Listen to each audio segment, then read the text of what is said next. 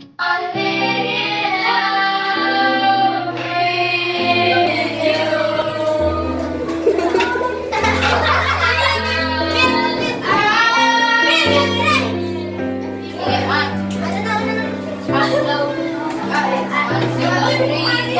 I close my eyes and I can see your love is great enough for me. When I call my own, through the dark, through the door, through where no one's been before. But it feels like home when I'm in dreams. Now I'm complete. Ang pag-asang nahanap ko sa iyong mga mata at ramdam ko sa kanya ika'y nawawala.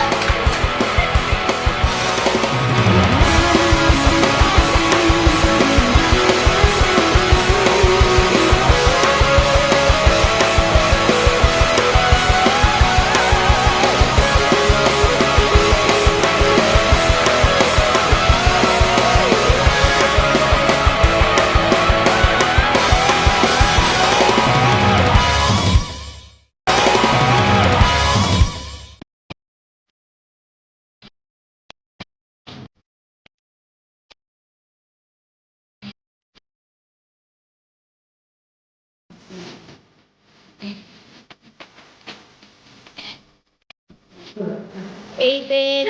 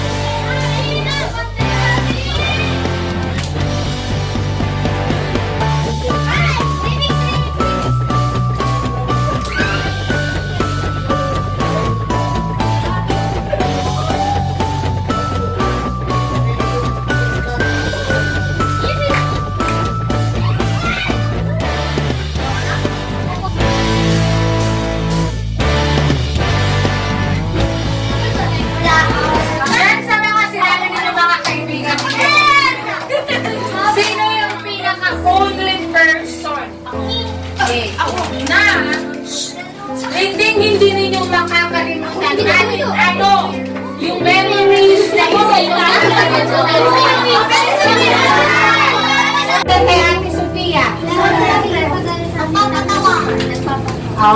Jolly si Ate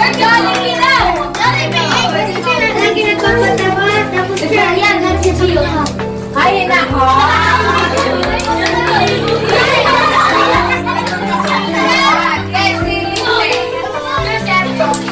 Ay, si Ole. Rabas si Ate Ole. Ano hindi mo makalimutan ka? Si Chirko. Ay, papalungkot ka nila. Yes, si Ethan!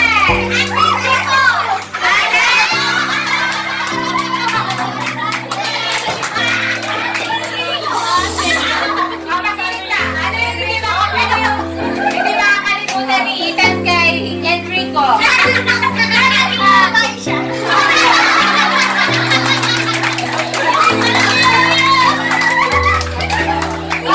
Hindi mo makalimutan sa kanila sa grade 6.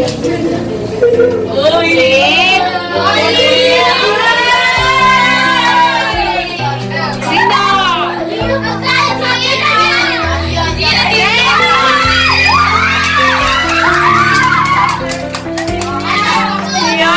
Yung si Brian, Mark, na-office kami. Bakit sila ng office? Nag-cellphone. SSG President. Ano yung mga memories na hindi mo makakalimutan? Tamad. Mga nahandalan ko dati na parang hindi ko na nakita sa kanila kung ano yung itinuturo namin sa kanila dito. Especially sa mga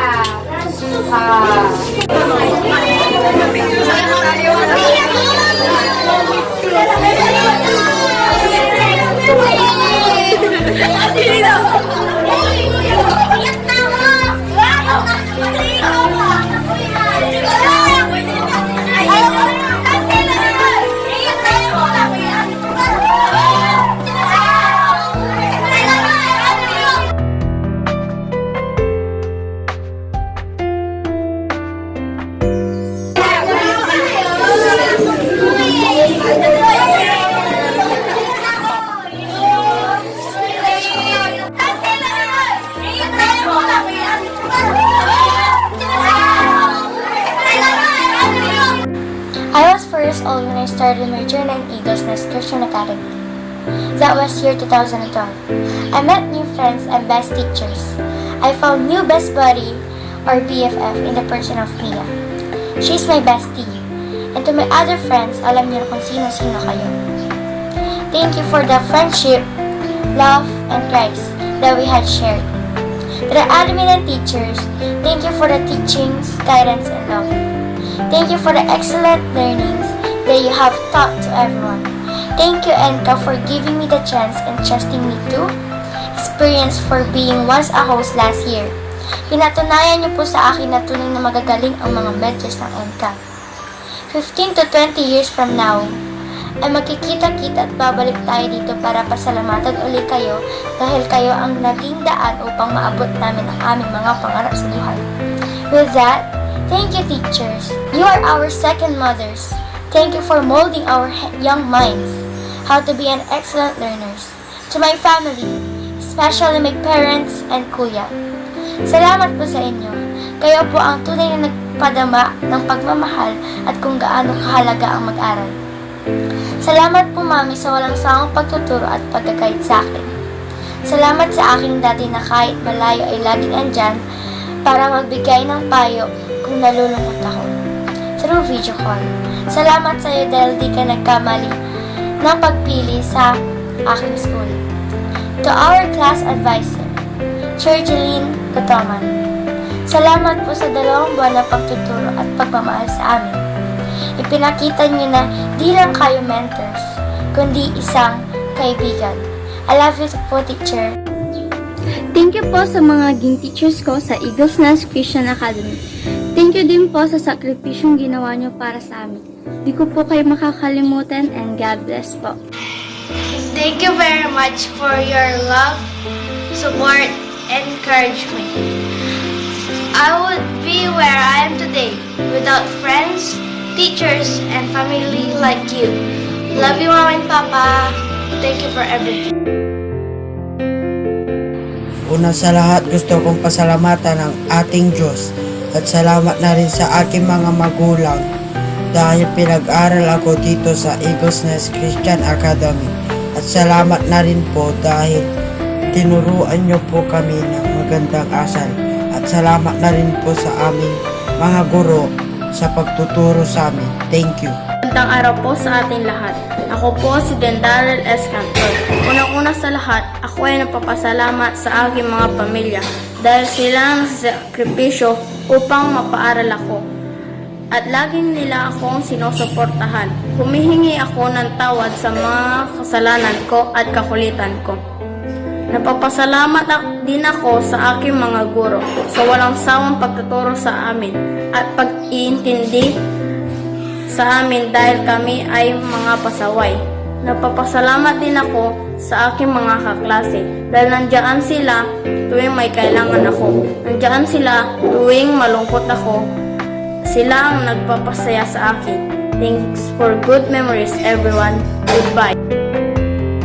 Hello po, ako po si Sophia Joy S. Caballero. Nagpapasalamat po ako sa aking mga magulang dahil nagpapakahirap sila magtrabaho para na mapag-aral kami magkapatid. Salamat po sa walang sawang pagsuporta sa amin. Nagpapasalamat din ako sa aking mga teachers dahil tinuturuan nila kami ng mabuti. Salamat po sa mga pag-iintindi sa amin kahit minsan makulit kami. At sa aking mga classmate, mamimiss ko kayo dahil kayo ang nagpapasaya sa akin kapag malungkot ako. Thank you! Love you! Thank you po sa mga naging teachers ko sa Eagles Nest Christian Academy. Thank you din po sa mga sakripisyong binigay niyo sa amin. God bless po.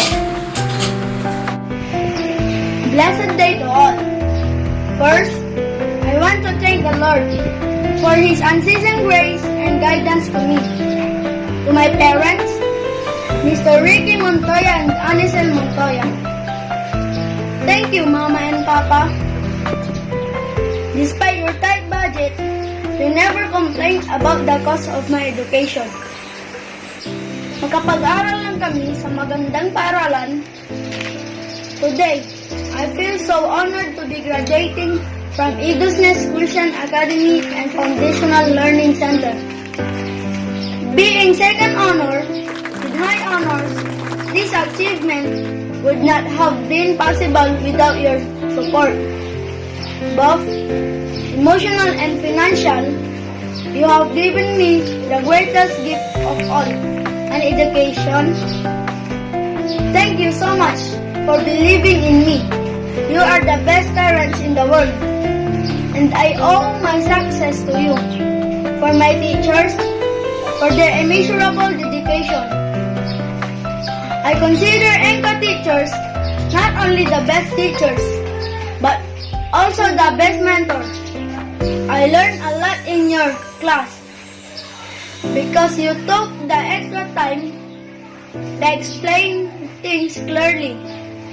You gave me the extra help I needed. Thank you. Kahit minsan matigas ang ulo namin at magulo kami, thank you for the great work. Hindi ko po kayo makakalimutan. To my classmates and friends in ENCA who work along with me, hindi ko kayo makakalimutan. Ang naging samahan natin ay laging mananatili sa puso ko. Saan man ako dalhin ng Diyos, maraming salamat po sa lahat ng naging bahagi ng aking tagumpay. Happy graduation. God bless us all. Hey everyone, first of all, I want to thank my dear alma mater, Eagles Nest Christian Academy and Foundational Learning Center for having the best teachers there. These teachers I'd like to thank gives me the most endless love, support, and care.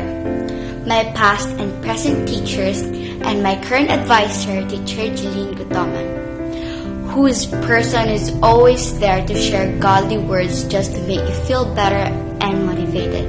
And I would like to say thank you to my parents for guiding me, loving me, and doing all they can to bring out the best in me. Also, I would like to thank the Almighty Father, for without Him, I am nothing. Thank you for all the memories, classmates. Thank you all for the lessons, teachers. Thank you for the happiness squad. Thank you for everything, Lord Jesus. Hey po, ako po si Alea Francine Itaman. Ginawa ko po itong video na to para pasalamat sa aking mga magulang, guro at kaklase. Ma, pa, magtatapos na po ako ng elementary. Alam ko pong mahaba po ang panahon para maabot po ang aking mga pangarap. At alam ko pong andyan kayo lagi upang ako ay inyong magabayan o suportahan.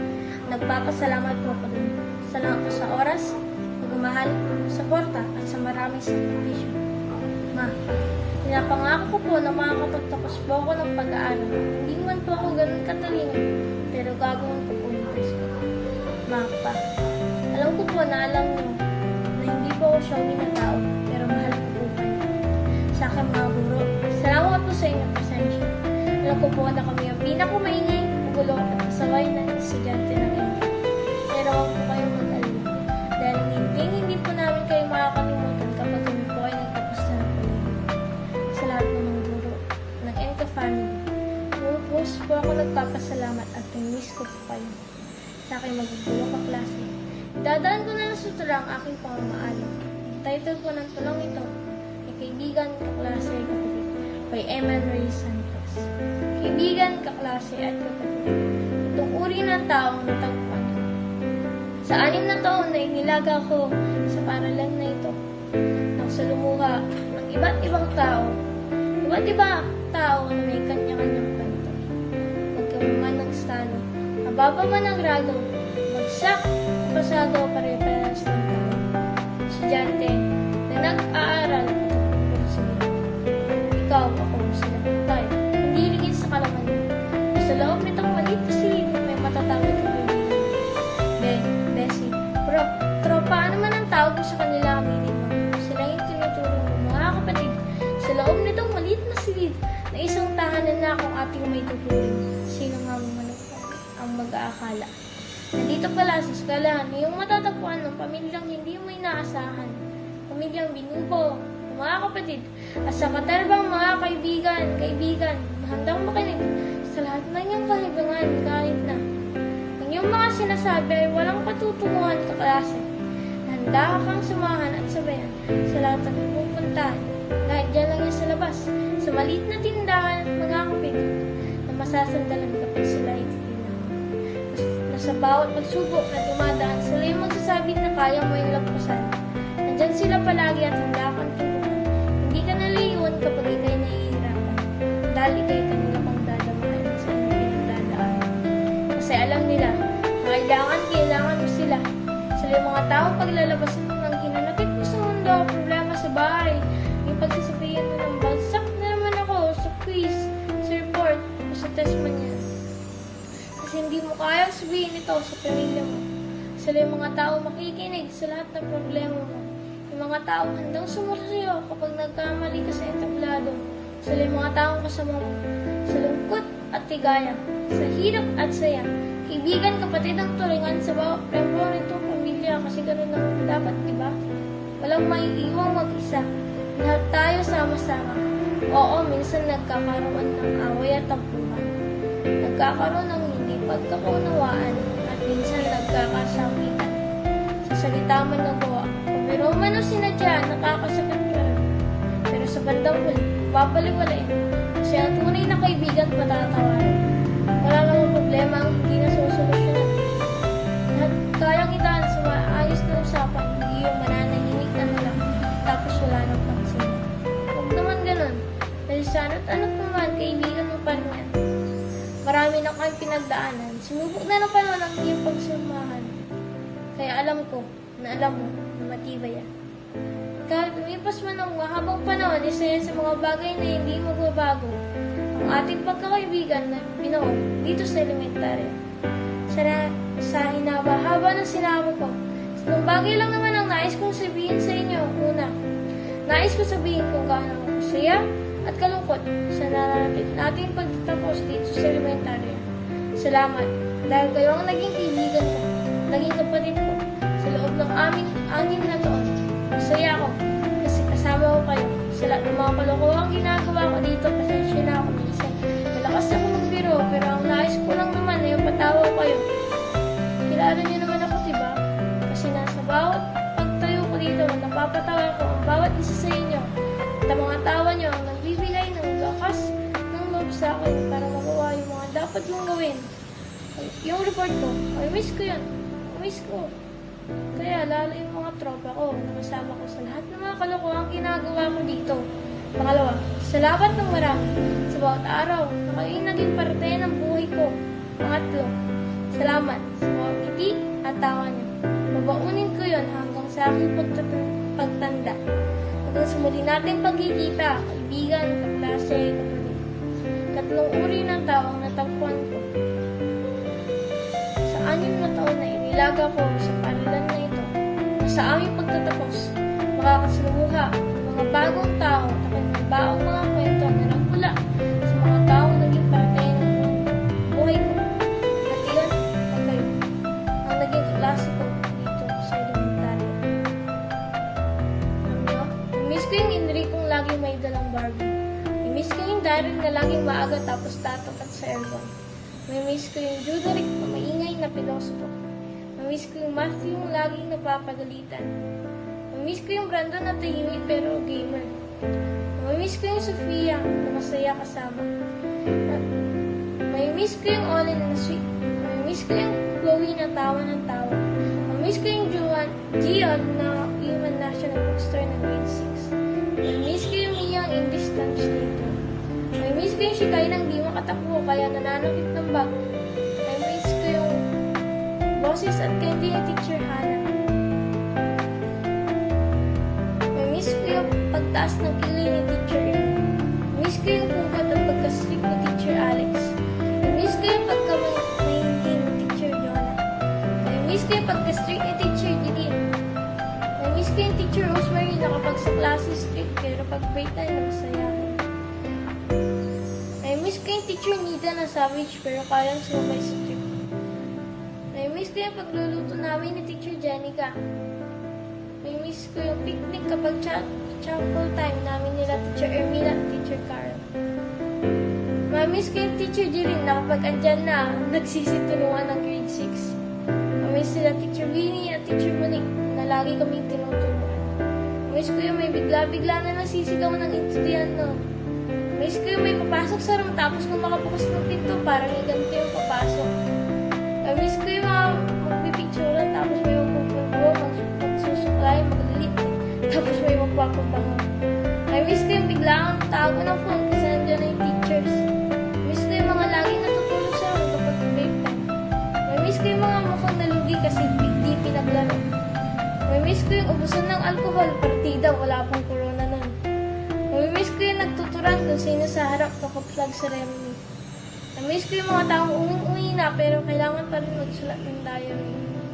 Miss ko yung magtatanong kung naka-review ba. Pero ang ending kung sino pa yung nagsabi na hindi naka-review, sila pa yung mataas. Miss ko yung hindi tayo makalabas kasi may nag-boodle fight pero di nagpaalam. Miss ko yung hingi ng 1 hole tapos may meron pala nila.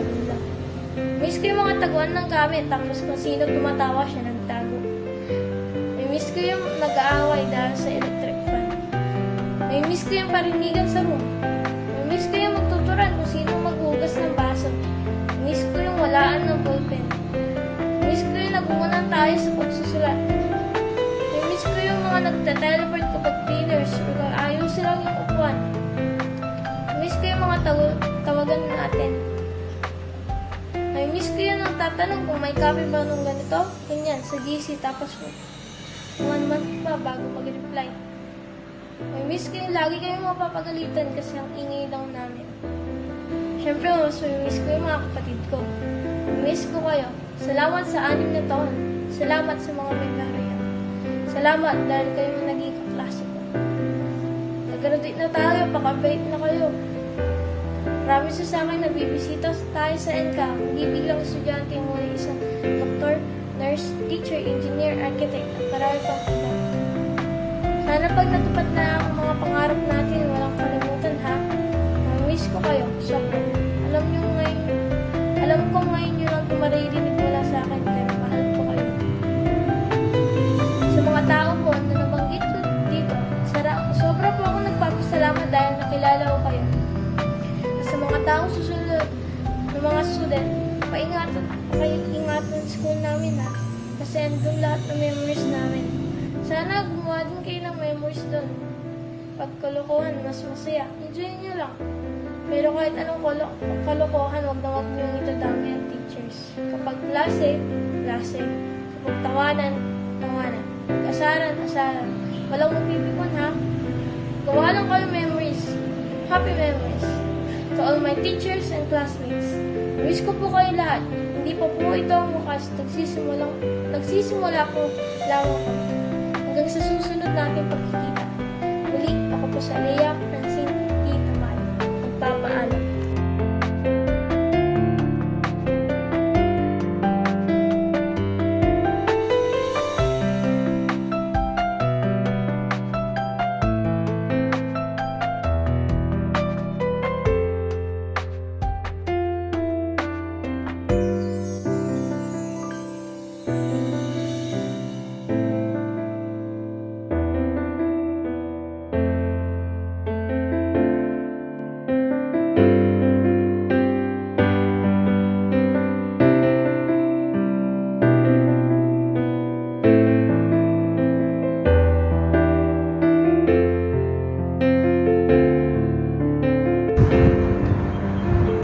Hello, nabati ko pala mga batch 2020.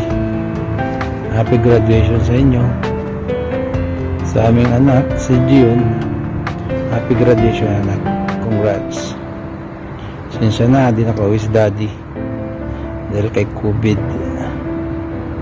Diba, nandiyan naman si mami at saka si kuya, laging nag-aalaga sa'yo. Hindi mo man naranasan na makyat sa stage. Bale, next con na lang sa high school, darating din yun. Kasi importante, healthy tayo, saka pray palagi. Sana mawala na si COVID. Congratulations ulit anak. Sa mga teachers, thanks sa inyo dahil sa pagtuturo at pag-aalaga sa aming anak. Sa parents, congratulations sa ating mga anak. Happy graduation mo.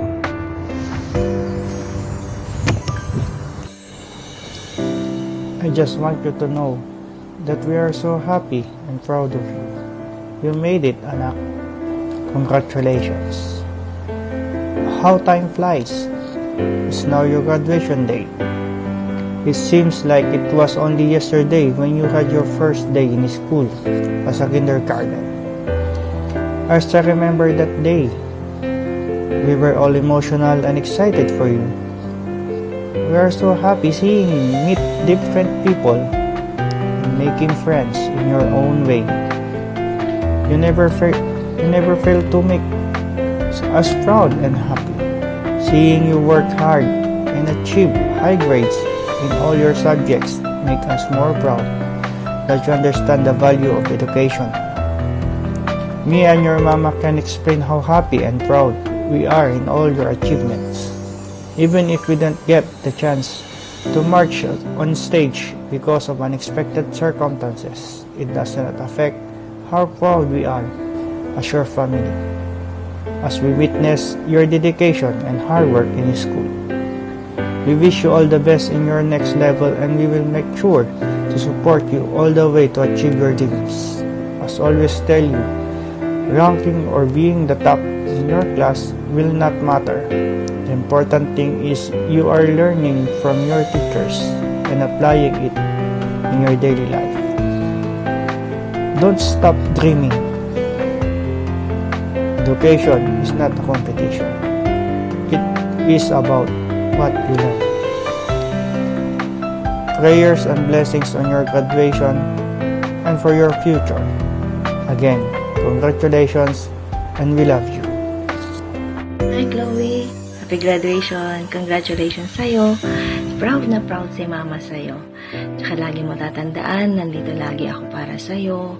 Ginagawa ko to para sa'yo, para sa future mo.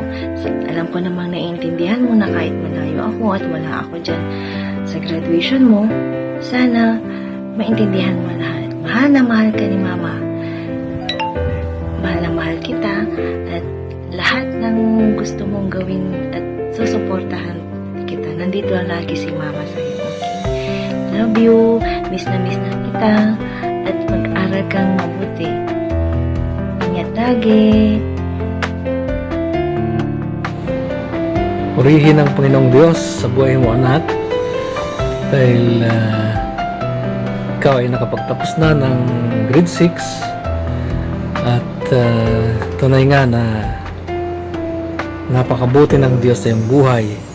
Ikaw ay ginabayan niya sa iyong pag-aaral mula grade 1 hanggang sa grade 6 at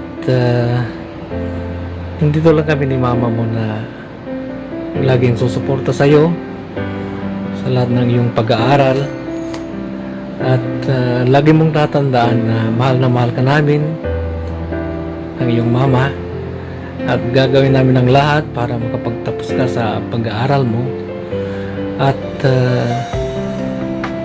ibibigay lahat ng kailangan mo sa iyong pag-aaral at lagi ka rin magpasalamat sa Panginoon dahil siya lagi ang nagbibigay sa iyo ng kalakasan at kagalingan sa pag-aaral mo. Kaya anak, lagi mong tatandaan na nandito lang kami ni mama mo, mahal na mahal ka namin at ang aming suporta ay buong buo para sa iyo. Love you, anak.